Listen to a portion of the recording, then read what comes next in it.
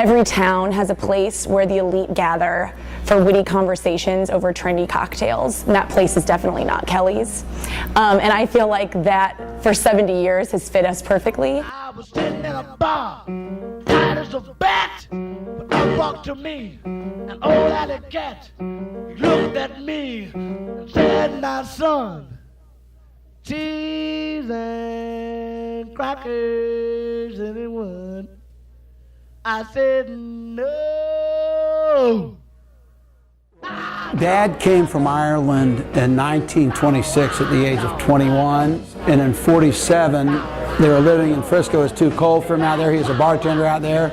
So my mom's family was from here. They moved back here, and he found Kelly's, so he came to work here as a bartender. So that's how he found this place. And because he worked here nights, and the other, Arthur Brock, his partner, worked here during the days, they started calling it Kelly's. So that's how he happened to find this place. So he worked here, at the time we weren't open on Sundays, he worked here 6 nights a week. And he was just a very giving man, caring man, and he got to know a lot of the Irish would come in here, and he would actually stamp their passports with the Kellys for deposit only. He was like the Irish consulate, and I think actually somebody from the State Department came in and told him to quit doing that after a period of time. In 1977, my dad had a partner, Art Brock, and Art passed away in February that year, and so the Westport Inn officially became Kelly's Westport Inn in June when it was incorporated, and the shares were divided up amongst my dad, my stepmother, and then my 3 siblings and myself. As time progressed, and my sister Mary, who's a medical doctor, never really took part in the business in a management perspective, and my brother Randy left here after about 9 or 10 years.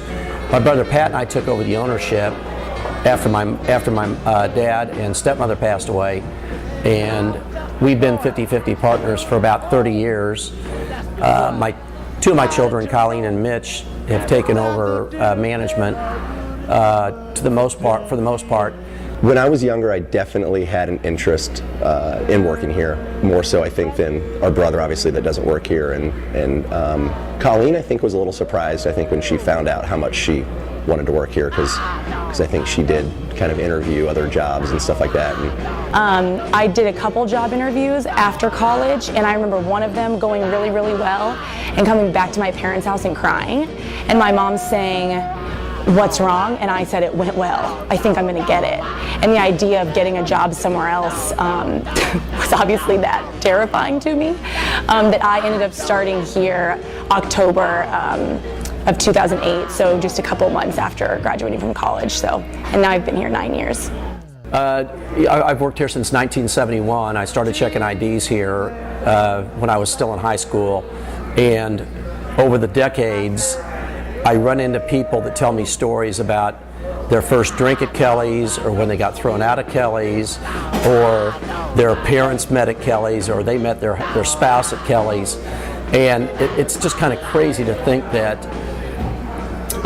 there's so many connections between this business, this corner, 500 Westport Road, and so many lives in Kansas City.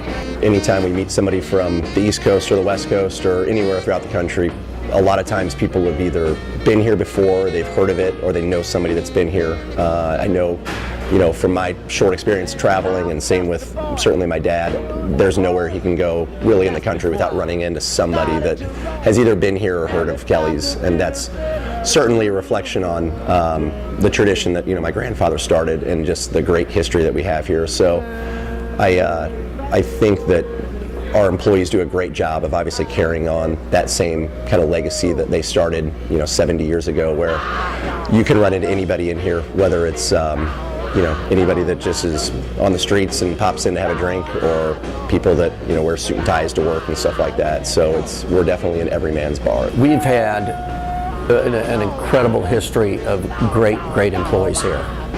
We've had over 4 or 5 people that have worked here 40 years. I mean, it's nuts. You just don't hear about that in a lot of industries, but particularly in the food and beverage industry.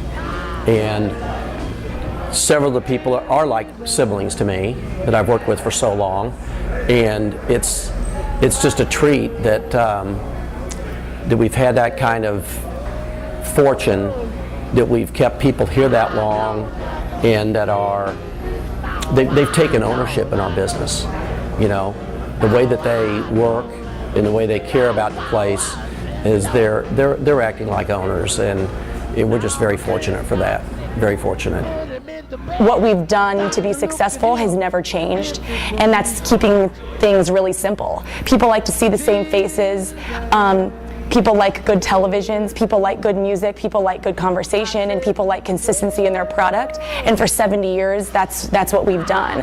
And we've been really, really blessed because we've had really consistent employees, and customers like to see the same faces. And our employees have made it so that it's not just Kellys that are here representing Kellys. It's Mark Weber's, it's Fred Cross's, it's people like that have been here, and people come and say, does Red still work here? And the answer is yes, he does. You know, so we've just been really blessed to have employees and a neighborhood that keep our environment really laid back and really consistent. And you know, you don't need a lot of fluff to make a place great. You really just need great people. We've been very fortunate to have good employees, good help. I've been very fortunate to have Kyle as a partner and Colleen and Mitch come in. So I've been very blessed to have this place.